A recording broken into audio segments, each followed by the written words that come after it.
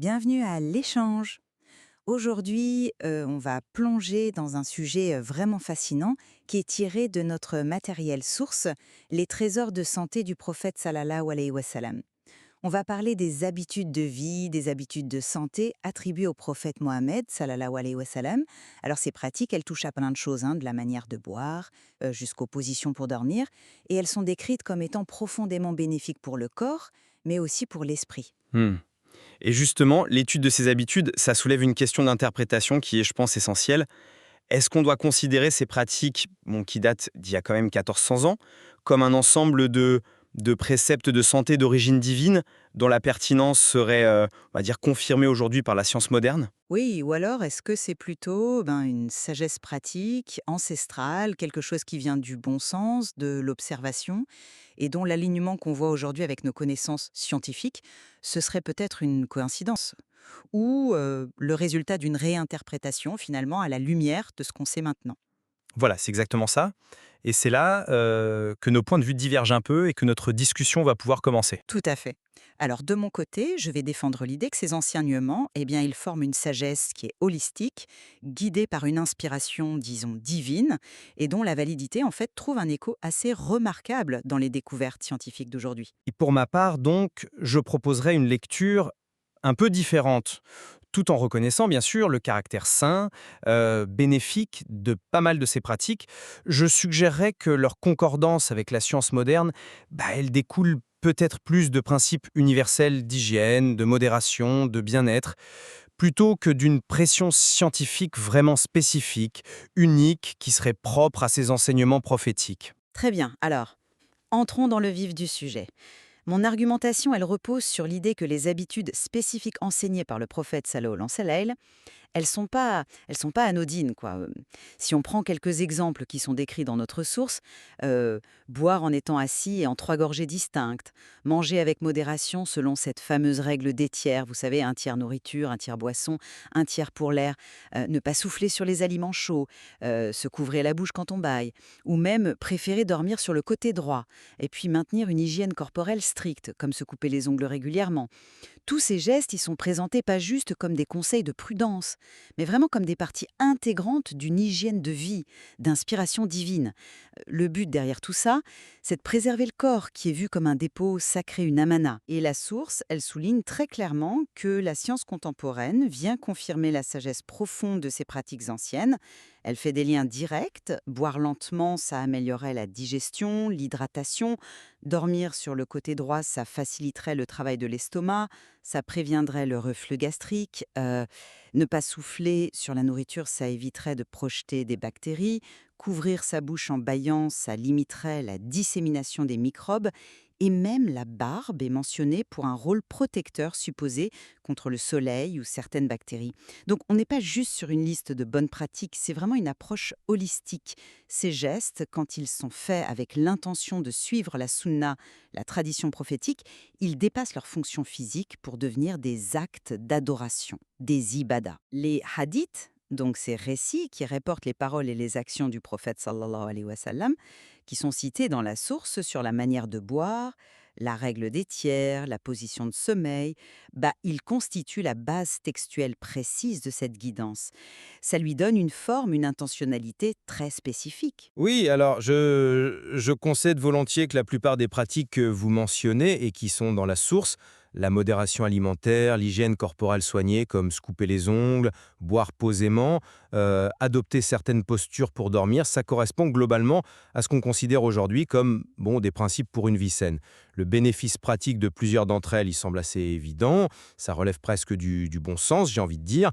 Par contre, une certaine prudence me semble quand même nécessaire quand on affirme que la science moderne confirme spécifiquement ces enseignements religieux vieux de 14 siècles, comme si c'était une anticipation scientifique délibérée et unique.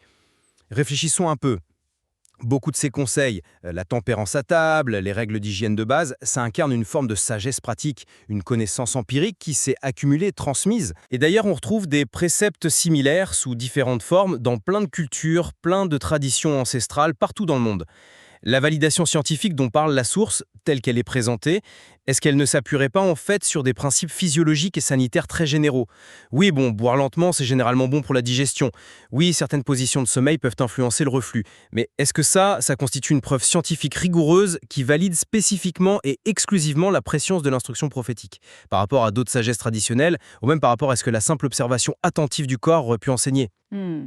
Et puis, euh, attribuer un avantage scientifique avéré, significatif, à toutes les habitudes listées, ça mériterait peut-être d'être nuancé, hein. L'exemple de la barbe qui offrirait une protection cutanée scientifiquement prouvée contre les bactéries ou le vieillissement, au même niveau que des méthodes modernes, ça me semble par exemple relever un peu d'une simplification, voire d'une extrapolation des données dermatologiques qu'on a aujourd'hui.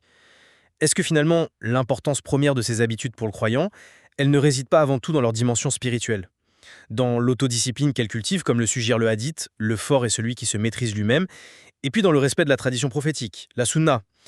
Le bénéfice sanitaire, même s'il est réel pour certaines pratiques, ce serait alors une conséquence heureuse, alignée sur des principes de santé généraux, plutôt qu'une preuve d'une supériorité sanitaire intrinsèque qui serait scientifiquement démontrable point par point. Je, je comprends bien cette invitation à la prudence sur la nature de la validation scientifique, mais la récurrence des liens que fait la source entre une pratique prophétique précise et une explication physiologique ou hygiénique moderne, ça me paraît quand même significatif. Ce n'est pas juste une ou deux coïncidences comme ça, isolées.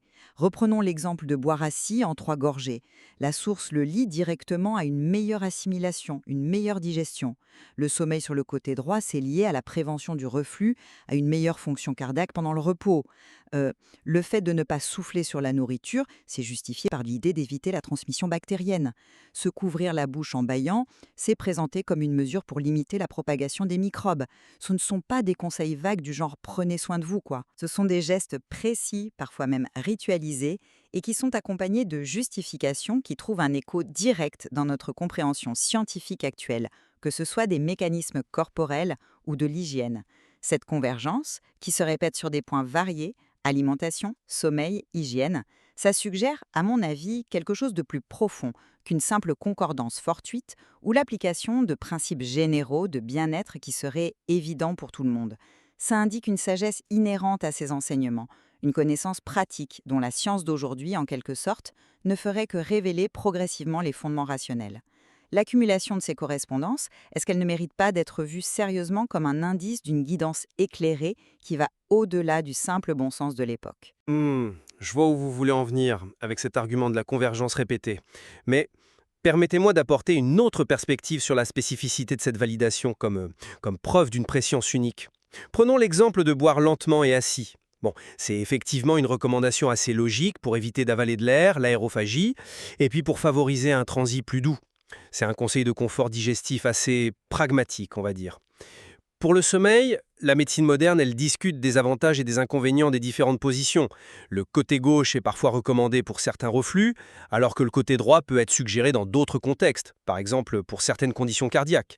Ces recommandations, elles sont basées sur des considérations physiologiques générales, liées à l'anatomie, la position de l'estomac, de l'œsophage, la pression sur les organes, mais c'est ce qu'on peut affirmer que la science valide exclusivement le côté droit comme étant la position universellement supérieure d'un point de vue sanitaire, pour tout le monde et en toutes circonstances. Ça me paraît un peu excessif. Quant aux gestes d'hygiène de base, comme ne pas souffler sur un plat commun ou se couvrir la bouche en bâillant, ce sont des réflexes sanitaires assez fondamentaux, ancrés dans les règles de bienséance de beaucoup de sociétés, bien avant et bien après le 7e siècle, pour des raisons évidentes de limitation de la contagion.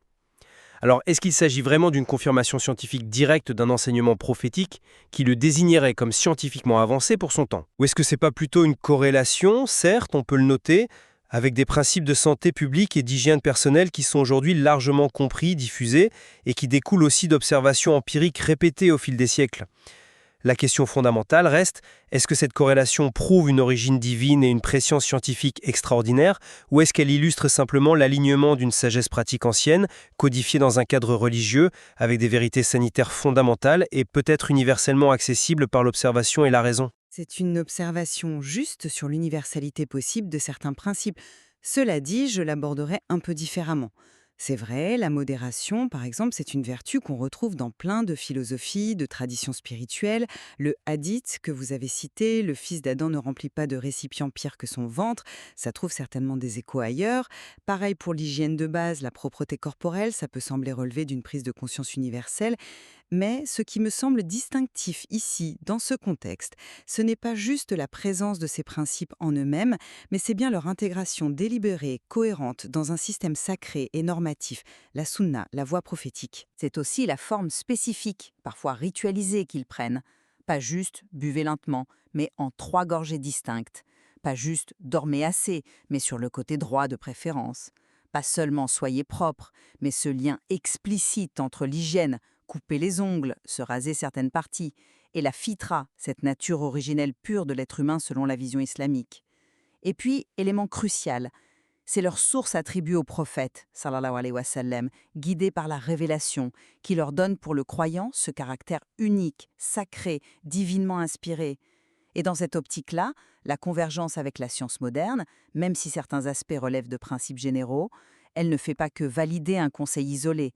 Elle vient plutôt renforcer cette perception d'une harmonie profonde au sein de cette approche holistique. Elle n'aime pas la dimension spirituelle, elle ne la remplace pas, mais elle l'éclaire d'un jour nouveau en suggérant une adéquation entre la guidance révélée et la compréhension rationnelle du fonctionnement du monde et du corps. Mon approche est un peu distincte sur ce point.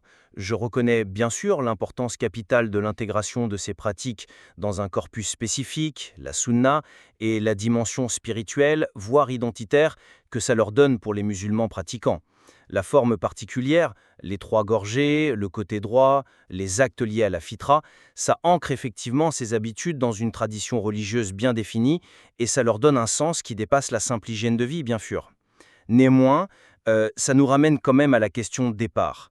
La portée réelle des bénéfices revendiqués, surtout sur le terrain strictement scientifique. Vous parliez d'une perspective holistique, et la source insiste sur le fait que ces actes participent à la maîtrise de soi, à l'accomplissement du devoir de préserver son corps, amana, et qu'ils constituent une forme d'adoration, ibada. Sur ce plan spirituel et disciplinaire, l'importance est évidente, ce n'est pas ça que je remets en question. La source cite aussi l'exemple du lever matinal pour la prière de l'aube, le fajr, qui est associé dans la tradition à une bénédiction divine, et elle ajoute que la science moderne reconnaît les bienfaits mentaux et physiologiques d'un réveil précoce, synchronisation des rythmes circadiens, etc. C'est un exemple intéressant où on voit bien la superposition d'une dimension spirituelle première et de bénéfices de santé généraux. Mais ma question demeure. Est-ce qu'on peut affirmer que toutes les habitudes listées dans la source bénéficient d'un soutien scientifique aussi solide, aussi spécifique et probant que ce qui est parfois laissé entendre ? Revenons à l'exemple de la barbe, présentée dans la source comme protégeant la peau du soleil, des bactéries, du vieillissement, avec une confirmation supposée des dermatologues. Bon, si une barbe dense peut effectivement offrir une barrière physique partielle contre les UV, affirmer qu'elle constitue une protection majeure contre les infections bactériennes ou le vieillissement cutané de manière scientifiquement établie et surtout d'une efficacité comparable à d'autres méthodes de protection solaire ou d'hygiène, ça me semble plus difficile à étayer avec un consensus scientifique solide et des études cliniques robustes. Donc la valeur principale, indéniable, de ces pratiques, est-ce qu'elle ne réside pas avant tout dans la discipline spirituelle qu'elles instaurent, dans l'observance religieuse, dans le renforcement de l'identité communautaire qu'elles facilitent ? Les bénéfices sanitaires associés, bien que réels dans beaucoup de cas, ne seraient-ils pas alors des coïncidences heureuses avec des habitudes saines reconnues universellement, plutôt que la preuve d'un système de santé scientifiquement précurseur et validé point par point, de manière unique et irréfutable, par la science du XXIe siècle ? Je saisis bien votre souci de rigueur scientifique et la nécessité de ne pas surinterpréter chaque corrélation. Mais je persiste à penser que la perspective mise en avant dans notre source, elle puise justement sa force dans cette synergie, dans cette vision intégrée. Il ne s'agit pas, dans cette lecture, d'opposer bénéfice physique ou spirituel, ou validation scientifique. L'approche, elle est fondamentalement intégrative. Ces habitudes sont vues comme bénéfiques parce qu'elles viennent d'une guidance divine. Et cette guidance se manifeste aussi par des effets positifs qu'on peut observer sur le plan physique, des effets que la science peut parfois expliquer ou confirmer après coup. Le fait que la science moderne puisse éclairer certains mécanismes sous-jacents, digestifs, hygiéniques, liés au sommeil, ça ne diminue pas l'origine ou la portée spirituelle de l'enseignement. Au contraire, pour celui qui adopte cette lecture, ça témoigne de la sagesse profonde, multidimensionnelle de la révélation, qui prend soin de l'être humain dans sa totalité. Reprenons l'exemple du lever pour la prière du Fajr.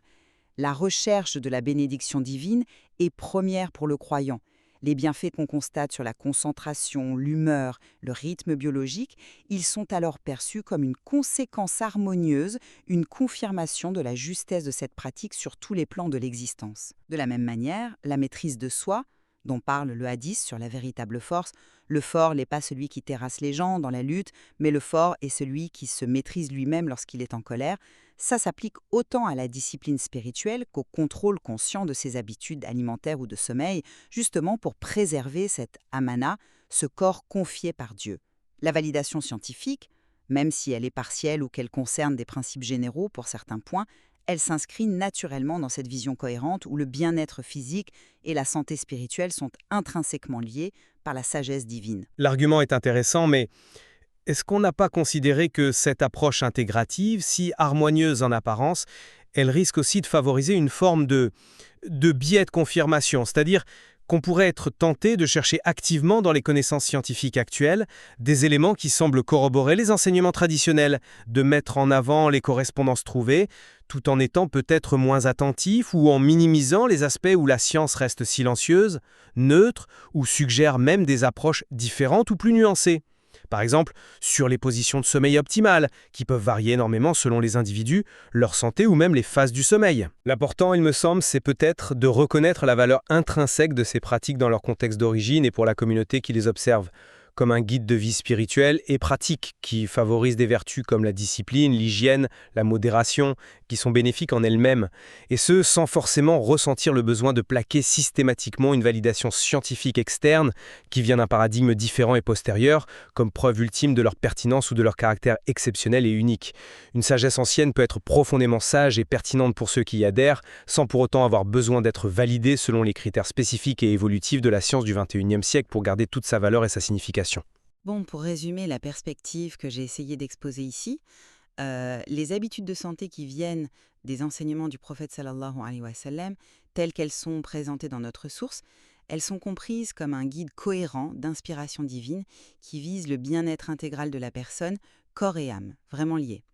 De ce point de vue, la façon dont beaucoup de découvertes scientifiques modernes semblent faire écho à la pertinence de ces pratiques anciennes, c'est considéré comme frappant, significatif et comme une confirmation de la profondeur de cette sagesse. Donc suivre ces enseignements est perçu comme bénéfique à plusieurs niveaux, en intégrant la santé physique dans une démarche spirituelle globale et pleine de sens. Et pour conclure sur la perspective alternative que j'ai tenté d'éclairer, elle reconnaît la grande valeur de ces pratiques traditionnelles comme une forme de sagesse de vie. Elles sont centrées sur des principes fondamentaux et largement bénéfiques. La modération, l'hygiène, la discipline personnelle et spirituelle, qui sont essentielles pour les croyants qui veulent suivre la sunna.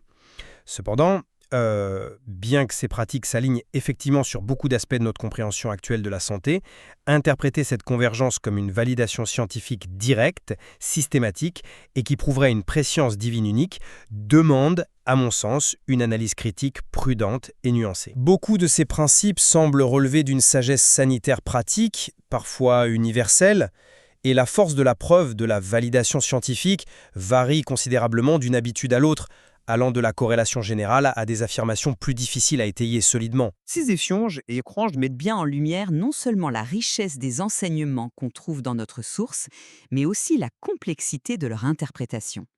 Ils soulignent l'importance de considérer les multiples dimensions spirituelles, culturelles, historiques et bien sûr sanitaires qui se croisent quand on examine des pratiques traditionnelles de ce genre.